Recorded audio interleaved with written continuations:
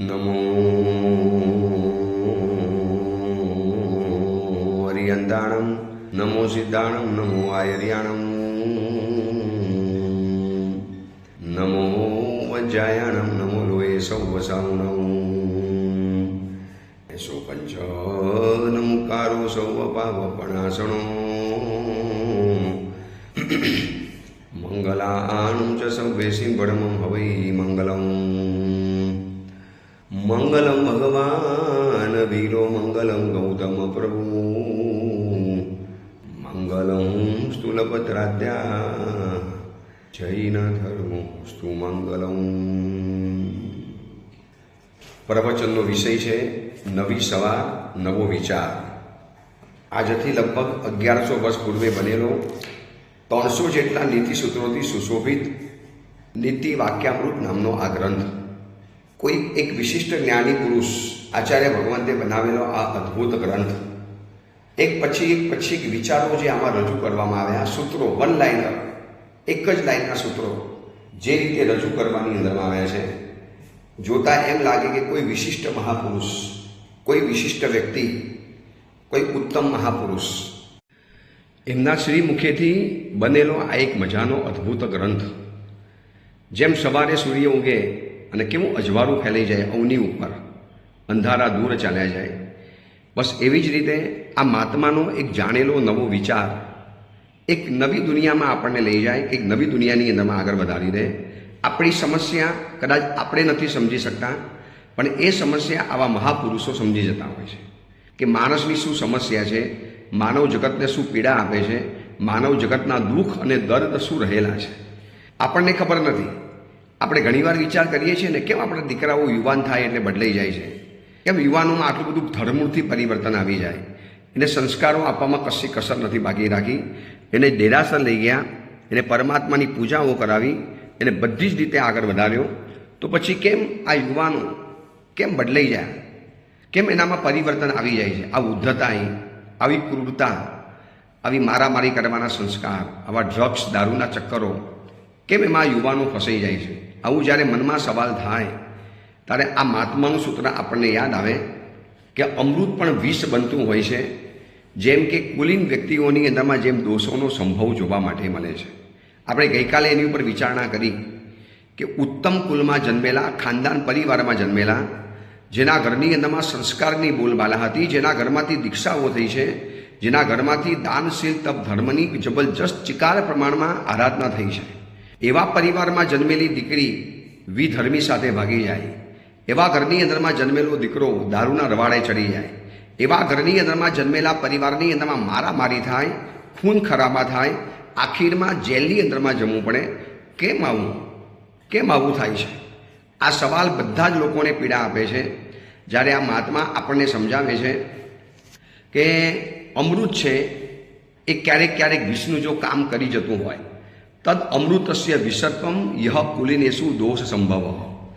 તે અમૃતનો વિષપણાનો પ્રયોગ થઈ ગયો કે જેમાં ખાનદાન કુલની અંદરમાં જન્મેલા દીકરા દીકરીઓ ઉદ્ધતાઈના રવાડે ચડી ગયા, એ લોકોમાં દોષ આવી ગયો, એ લોકોની અંદરમાં એવી કોઈ વ્યસનોનું પરાધીનતા, કોઈક એવા ભયંકર કુકર્મો, રેપ કરવો, દારૂ પીવા, શરાબ પીવો, નોનવેજ ખાવું, વ્યભિચાર કરવો, કેટલાની સાથે ધોખાબાજી કરવી, કેટલી રીતે પૈસા કરીને ચીટિંગ કરવાનું.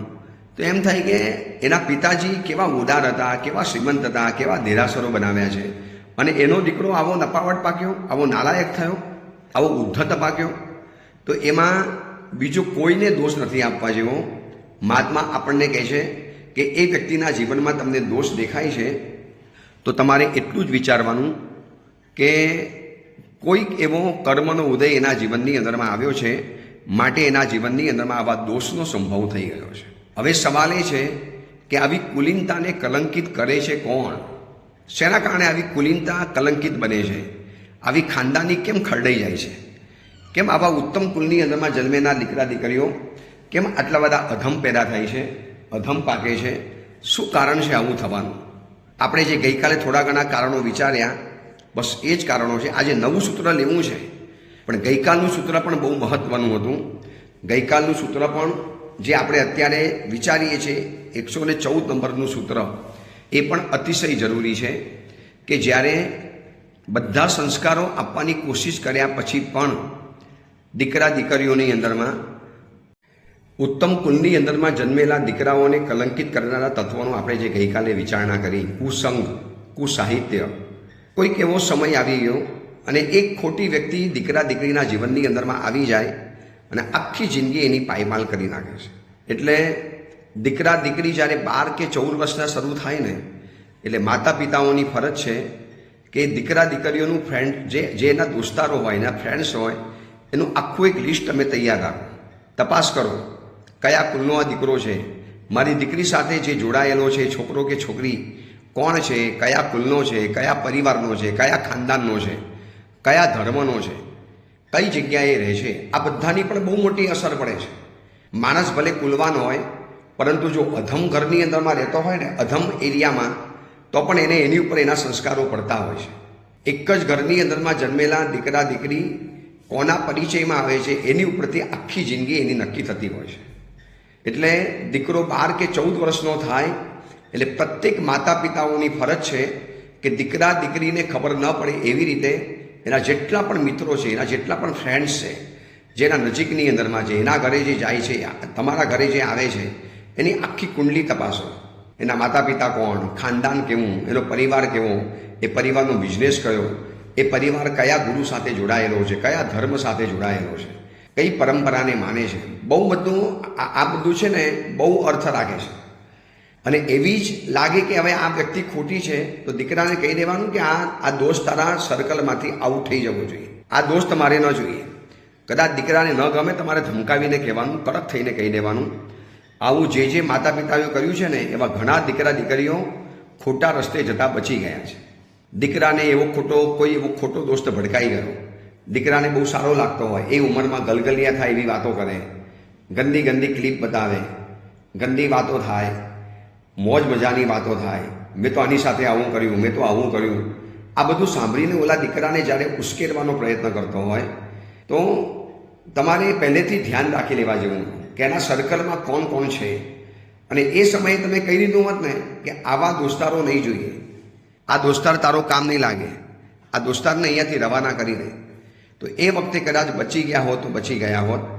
પરંતુ બગડ્યા પછી આપણે તપાસ કરીએ છીએ કે કયો દોસ્તાર હતો. ત્યાં સુધીમાં તો એટલું બધું બગડી ગયું હોય છે અને એટલું બધું પાણી આગળ વધી ગયું હોય છે કે કશું કરી નથી શકતા. જે પણ ઘટનાઓ હમણાં બની, હાહાકાર મચાવનારી, પોતાના થનારા પતિને પર્વત ઉપરથી ફેંકી દેવાની, આ બધી ઘટનાઓ જે બની આની પાછળ એક જ હોય, કોઈક એવી ખોટી વ્યક્તિ જીવનમાં ભડકાઈ ગઈ હોય જે મનને બહેકાવે, મનને બદલી નાખે, બ્રેઇન વોશ કરી નાખે, આખા વિચારો પરિવર્તિત કરી નાખે. ચલો, આ તો આપણે ગઈકાલના 114 નંબરના સૂત્રનું વિવેચન કર્યું કે કુલીન વ્યક્તિ બની જવાથી ફાયદો નથી, કુલીન રહેવું પણ પડે છે. અને કુલીન રહેવા માટે બહુ સાવધાની રાખવી પડશે, કારણ કે આપણી કુલીનતાને કલંકિત કરી નાખે એવા ઘણા વ્યક્તિઓ છે જે આપણી કુલીનતાને ખતમ કરી શકે છે. એનાથી સંપૂર્ણ સાવધાન રહેવું પડશે, એકદમ સાવધાન. લગ્ન કર્યા પછી પણ આવું થઈ શકે છે. મેં કીધું ને, ખોટી વ્યક્તિ જ્યારે પણ ભડકાય ને એટલે જીવનમાં નુકસાન કરે, બધી જગ્યાની અંદરમાં. એટલે 114 નંબરનું સૂત્ર આપણને આ સાવધાન કર્યું. હવે આજે વિચારણા કરવી છે 115મા નંબરનું સૂત્ર, જે પણ બહુ સરસ છે. સ્વામીના અધિષ્ઠિતો મેસોપી સિંહાયતે. સ્વામીના એટલે માલિક, અધિષ્ઠિત એટલે સ્વામીથી યુક્ત, સ્વામી દ્વારા સુપ્રતિષ્ઠિત, સ્વામી જેના બાજુની અંદરમાં છે, સ્વામી જેને બાજુમાં રાખે છે. સ્વામી એટલે માલિક, મોટો માણસ, પ્રભાવશાળી માણસ, વીઆઈપી, કોઈ સેલિબ્રિટી, એવી કોઈ વિશિષ્ટ વ્યક્તિ એની બાજુની અંદરમાં જ્યારે મેસોપી, મેષ એટલે બકરો, જેને બોકડો કહેવાય, જેને બકરી કહીએ ને આપણે ગુજરાતી ભાષાની અંદરમાં, તો સ્વામીથી યુક્ત એવો બકરો પણ સિંહ જેવું આચરણ કરે છે. સ્વામી દ્વારા સુપ્રતિષ્ઠિત બકરો પણ સિંહ જેવું બલવાન થઈ જાય છે.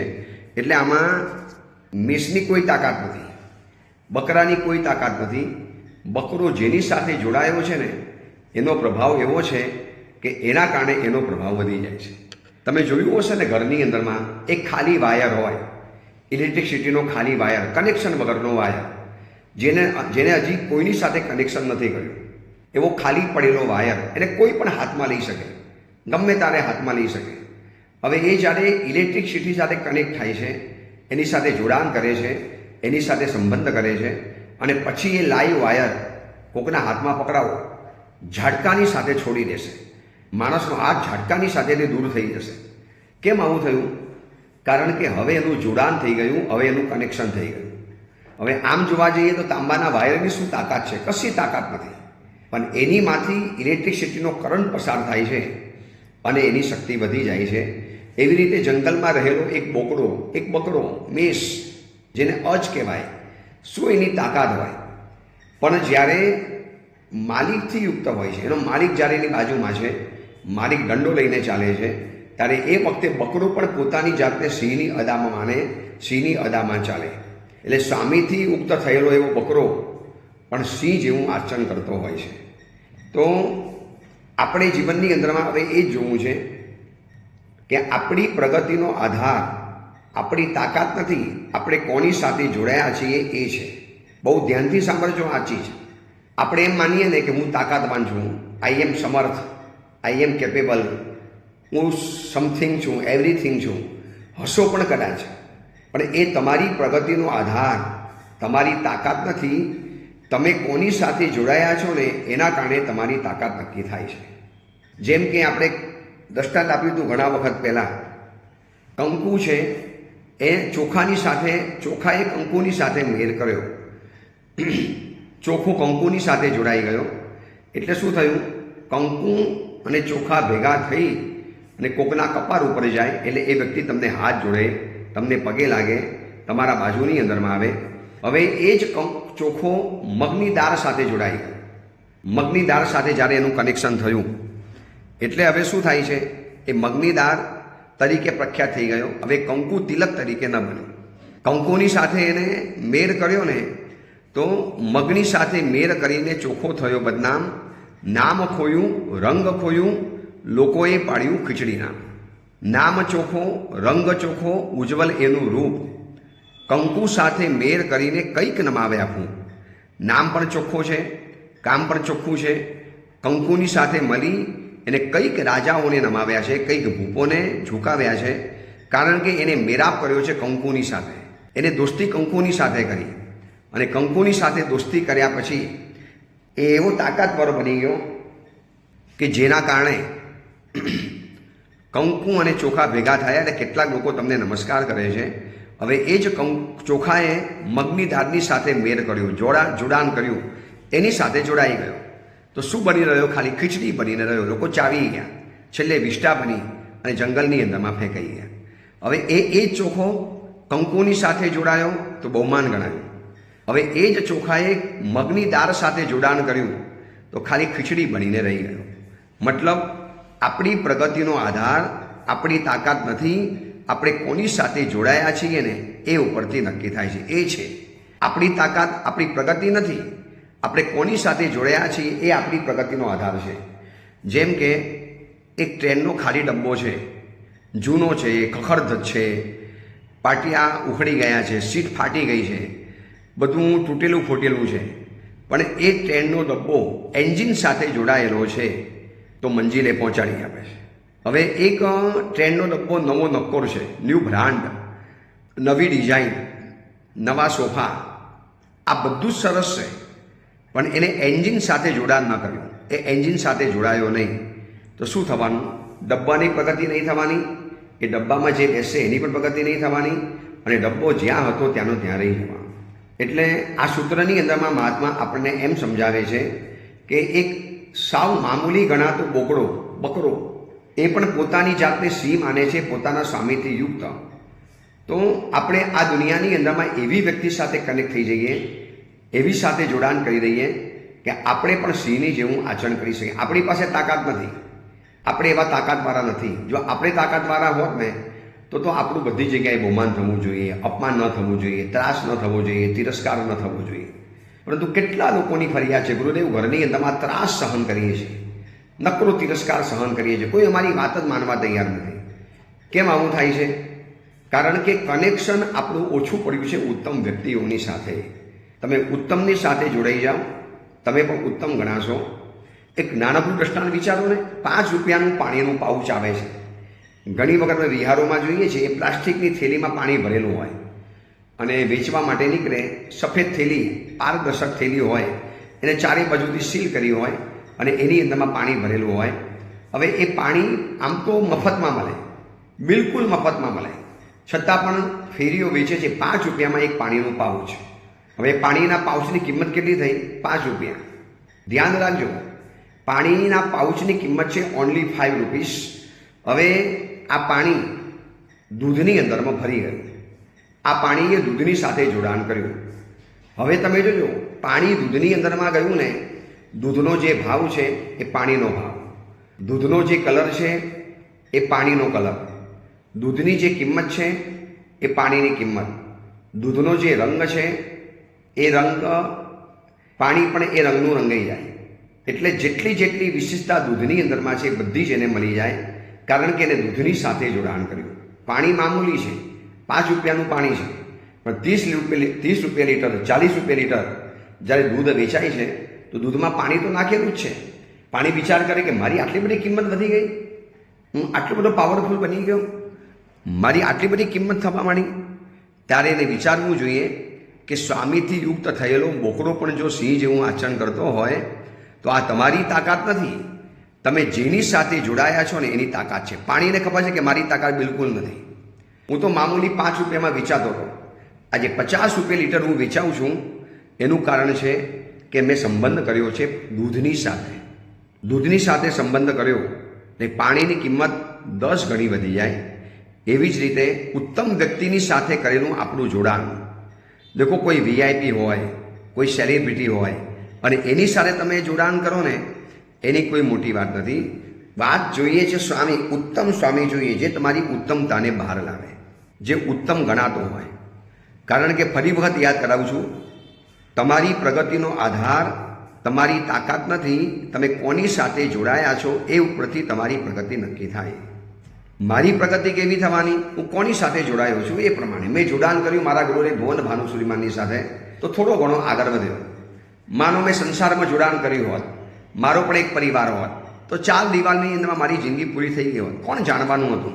કોણ પદ્મબોધિના પ્રવચન સાંભળે? કોણ ઓડિયો પ્રવચનો સાંભળત? કોણ ઉપદેશની વાતો સાંભળત? આજે ગામે ગામ હજારો લોકો ઉપદેશ સાંભળે, પ્રવચનો સાંભળે, મળવા માટે આવે, ભાવ વ્યક્ત કરે. આ કેમ થાય છે? કારણ કે મેં કરેલું જોડાણ એને મારી કિંમત વધારી દીધી છે.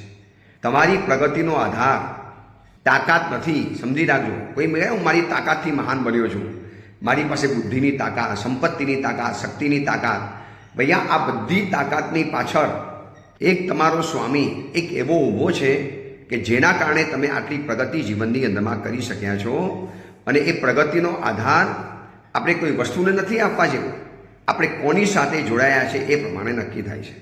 મેં તમને કીધું ને, ટ્રેનનો ડબ્બો છે, ખખડધજ છે, જૂનો પુરાણો છે, ખખડી ગયેલો છે, અંદરમાં સીટના કોઈ ઠેકાણા નથી, બેસી શકાય એવું પણ નથી, પણ એન્જિન સાથે જોડાયેલો છે ને એ ડબ્બો ક્યાંક તો પ્રગતિ કરવાનો. હવે એનાથી ઉલટું, ડબ્બો એસી છે, નવો છે, ચકાચક છે, પરંતુ એને એન્જિન સાથે જોડાણ નથી કર્યું, એને એન્જિન સાથે જોડાણ ન કર્યું તો શું થયું? ત્યાંને ત્યાં જ રહી જાય છે. એ ક્યારેય આગળ વધતો નથી, બીજાને પણ આગળ વધારી શકતો નથી. હજી આગળ મહાભારતના યુદ્ધની અંદરમાં અર્જુન જીત્યો છે, કારણ કે કૃષ્ણની સાથે એ જોડાયેલો હતો. એને પોતાની નાની ઉંમરની જિંદગી કૃષ્ણની સાથે જોડી દીધી છે. એટલે મહાભારતના યુદ્ધની અંદરમાં અર્જુનની જે જીત થઈ છે ને, અર્જુનના જે વિજય બાવટા ફરક્યા, એની કારણ કે કૃષ્ણની સાથે જોડાઈ ગયો. હવે એની સામે દુર્યોધન જો કૃષ્ણની સાથે જોડાવાની એને ના પાડી દીધી. કૃષ્ણએ કીધું 2 ચીજ મળશે, યા મારી સેના મળશે, યા હું આવીશ અને હું શસ્ત્ર બિલકુલ નહીં પકડું. દુર્યોધન વિચારે કે શસ્ત્ર વગરના ભગવાન શું કરવાના, એના કરતાં એની સેના મળશે ને આપણને શસ્ત્રવાળી, તો એ કામ થઈ જશે. જે પહેલાં ઉઠીને કૃષ્ણ મહારાજાને પગે લાગે એ બધી જ મનોકામનાઓ પૂરી કરતા હતા. અને આ બાજુ દુર્યોધન પહોંચી ગયો કૃષ્ણની પાસે, એક સારા શબ્દ બોલે અને મારું કલ્યાણ થાય. આ તો ભગવાન હતા, મધ્યસ્થ હતા. એટલે એમને તો એવું નહોતું કે ભાઈ મારે અર્જુનને જીતાડવું છે અને દુર્યોધનને હરાવવો છે, પરંતુ એટલું નક્કી હતું. કર્ણએ એક વાત ભૂલી ગયો કે કૃષ્ણ ભગવાન છે, એની સહાયથી બધું જ થઈ શકે છે. પરંતુ યુદ્ધમાં હાર્યા પછી પણ આ સૈન્ય કે બધી વસ્તુઓ કામ નથી લાગવાની. એટલે દુર્યોધને શું વિચાર કર્યું કે કૃષ્ણની સેના મળી જાય તો સારું. અને દુર્યોધન હાર્યો છે કારણ કે કૃષ્ણ સાથે જોડાવાની ના પાડી દીધી. હું કૃષ્ણની સાથે નહીં જોડાઉં, મને એનું સૈન્ય આપી દો, હું યુદ્ધ જીતી લઈશ. અને અર્જુન ખુશ થઈ ગયો કે હાશ, દુર્યોધને પહેલાં આવીને ભગવાનને નથી માગ્યા, એને ભગવાનને માગ્યા. ભગવાન, આપની કન્ડિશન, આપ શસ્ત્ર પકડો કે ન પકડો, બસ યુદ્ધ દરમિયાન મારા રથના તમારે સારથી બનવાનું. સારથીની બહુ મોટી જવાબદારી હોય, જીવલેણ કટોકટીના દાવ ખેલાતા હોય, અને એ સમયમાં પણ સારથીએ પોતાના રથનું સ્ટીયરિંગ સંભાળીને રાખવું પડે. એટલે દુર્યોધન જે હારી ગયો ને, એ માત્ર કૃષ્ણના પક્ષની અંદરમાં નહીં રહીને, અને અર્જુનને જે જીત મળી, ડગલે પગલે અર્જુનને માર્ગદર્શન મળતું ગયું કૃષ્ણ ભગવાનનું.